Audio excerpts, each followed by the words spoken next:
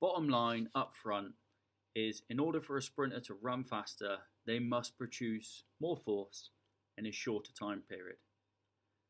Force is mass times acceleration. So the faster the acceleration, the faster the requirement in order to produce them forces. The limiting factor usually is the athlete is unable to replicate the same amount of forces over shorter ground contact times. There are three main areas that an S&C coach should pay particular attention to. That is the start, the acceleration phase, and the top flight phase. Let's look at these in further detail. The start. The block clearance requires a form of strength known as explosive isometric strength. This type of strength is expressed when a significant amount of resistance has to be overcome. For example, overcoming the body weight of a sprinter in the start blocks. The duration of the front block push-off is approximately 2 to 300 milliseconds, and the back foot is 150 to 180 milliseconds. This length of time allows the sprinter to generate high levels of explosive strength.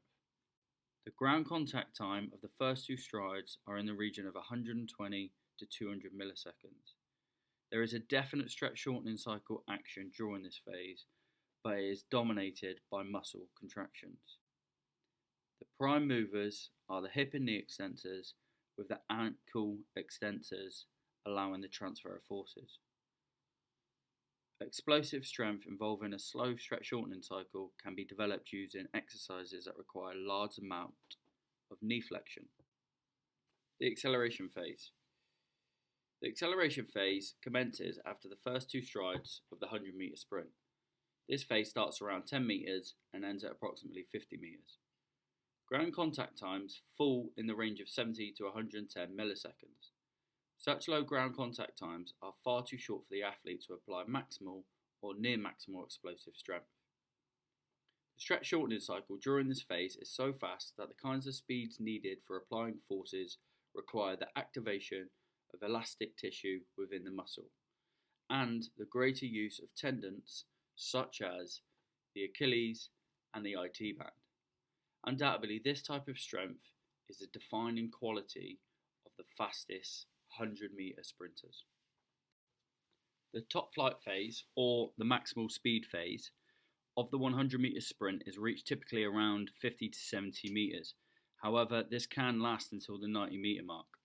Explosive strength, ballistic strength, and isometric strength are all the limiting factors during the max speed section, as ground contact times can be seen as little as 70 milliseconds. The hip flexors, the muscles that are responsible for knee drive, require explosive ballistic strength. The muscles responsible for the knee drive generate a very large amount of strength and power, and therefore knee drive drills and exercises to develop the rectus femoris, iliacus, and fasciatus muscles must be conducted. Muscles of the mid-torso are also extremely important. During the maximal speed phase, the muscles of the mid-torso must stabilize the pelvis and maintain the body in an upright position. The twisting action experienced by the midsection requires isometric strength and endurance, and the conditioning of the iliofascius, abdominal oblique, and erector spinae is a must for maintaining high speeds. This can be developed using a variety of exercises and sets of high repetitions or isometric holds. The ability to generate strength in a high stretch shortening cycle action is limited by the conditioning of the hamstrings, calves, and Achilles tendon. Greater strength during this phase doesn't transfer to greater speeds. Incidentally, if the tendons attached to the hamstrings are less compliant, then the potential of injury to the hamstring muscle belly increases. Okay, let's just contextualize the needs analysis for a moment. We're going to use it as a pyramid. First and foremost, we're going to lay a foundation of strength. In the lower body, the specific training will be particularly for type 2X fibers, as they're the most ballistic in nature. However, for the upper body, type 2 alpha fibers, as we need some isometric strength endurance in there to transfer the forces. Moving on to the next phase of training will be ballistic training. Ballistic training has no deacceleration phase, which increases normal drive, and therefore that's perfect for the start phase of the 100-metre sprint. And then building on top of that, plyometric training, which utilises the stretch shortening cycle, which increases rate of force development, and therefore that's ideal for the acceleration and top flight phase. However, it won't be in the linear fashion that you can see on the pyramid in front of you. This graph shows a better interpretation of how the training will go, and it's a combination of all three elements that will increase peak forces and rate of force development. Okay, so what we're going to do now then is put all this in relation to the athlete that we're going to be using for the strength training session. The athlete that we're going to use is called Lance Corporal Bennett Boham. He's been competing for one season. His personal best time is 11:58. He's had 3 years general strength training experience. However, his previous year he mostly spent it on the track. He's been on our program for about 3.5 months now. When we first took him in, we took a quick performance indicator test. We used a 3-rep max test, and that worked out that his back squat was 100 kilograms, and that equated to 1.2 times his body mass. And we knew his seasonal best was 11:58. So we definitely had to work on his strength, and this laid the initial emphasis of the first 2 mesocycles for him.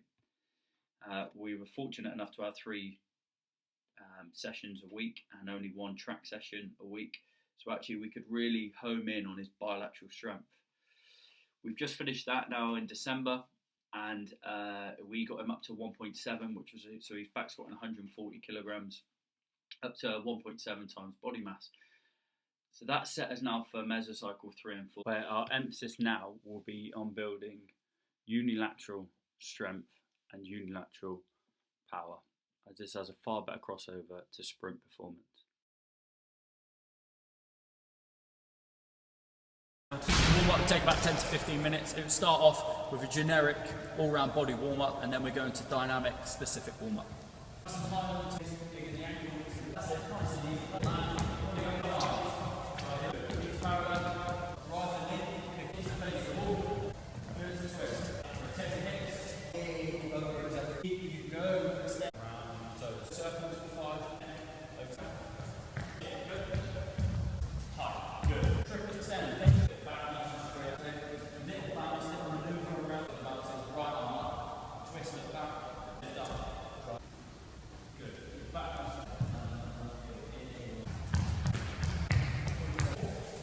You feeling warm? Extremely warm. Okay, so that's us completed the warm-up now. 12 minutes, 36 seconds. We're moving on to the main part of the lesson. The order for the main part of the lesson will be plyometric training, ballistic training, and then strength training. The plyometric training will be 3 times 3 or 3-second best efforts. The ballistic training will be 3 times 4 to 6 reps, and the strength training is 5 times 5. What I'm trying to see is your feet to be higher than the box. Straight inside, sir. Straight inside. Cool switch. So when you hit the floor, okay, when you hit the floor, force your thrust. Okay? Force your extension, drive yourself. Yeah, good.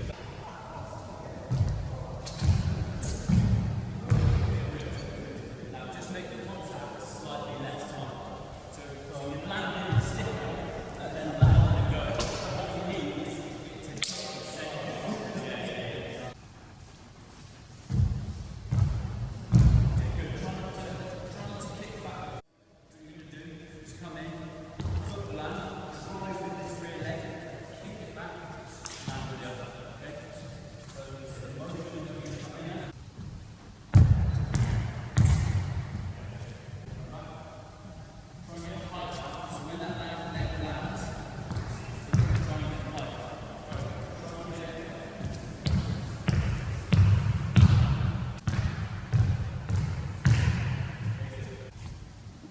Stand by. Go! Drive the arms. Yeah, good. Keep it there. 3, 2, 1, and relax. Good. That's better. 3 sets off, okay? 3 sets off. 60 seconds rest. Hold it. Get your breath back. Tell me when you got your breath. Remember, drive off the toes, okay? Remember what we was on about with the force. So hitting the ground, that's where your projection comes from. So when you're trying to, don't just think about jogging on the spot. Think about pushing yourself forward and dragging your body as far forward as you can, okay?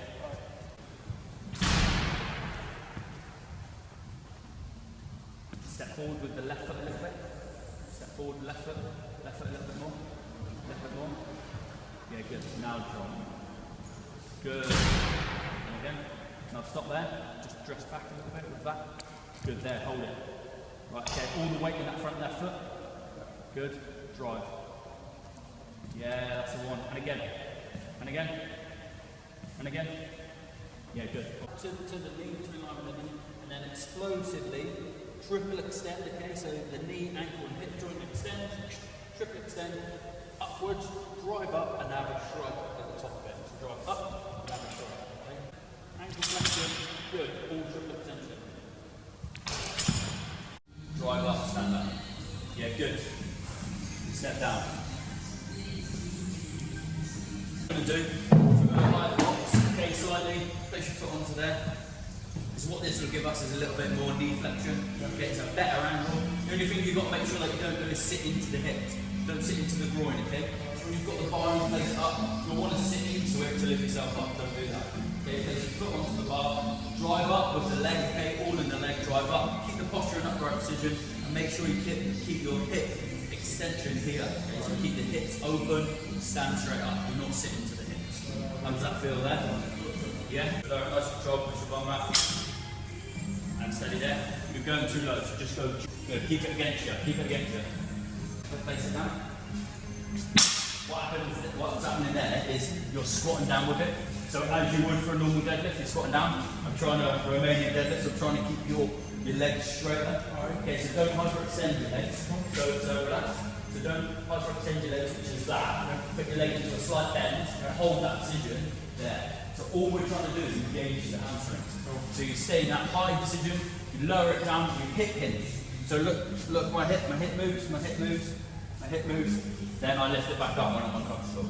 My hip moves, there's no movement in my legs whatsoever. Can you see? Yeah. So my legs, there's no angle. So just try that. Stay on one foot, plant it onto the box, so we can get deeper knee and hip flexion at this point, okay? But what we're training is hyperextension and hip flexors. So with the foot planted high and nice on the box like so, I don't want your knee to go over your toes. Lift your foot back as far as possible, hold your body in an upright position like so, and here, okay, so your hip flexors is where we're training, so I want you to be able to feel it across your hip flexors. Yeah, good, keep the back straight, tense core, yeah, good, right. Back straight, don't lean back, lean forward with it, hold the core, and drive with the arms only. Don't lean back, go. Drive. Down to 40, so again, straight back here, good. Move the head that way, drive. Drive, so knee flexion all the way up till it's parallel. Yeah. Keep the body in an upright, do not lean forward. Keep the body in an upright position, okay? Knee parallel, drive the knee out, hold it. 3, 2, 1, back over yourself, and then kick out, hold. 3, knee up. 3, 2, 1, go. And in and back, good. And again, knee up, kick out, hold. 3, 2, 1, in, knee in, good, take it down, strong. Now what we'll move on to is cool down, it'll be about 10 minutes, we'll do mainly static stretching, however we will incorporate the foam roller too. Then that concludes the presentation, hope you enjoyed it, thanks very much.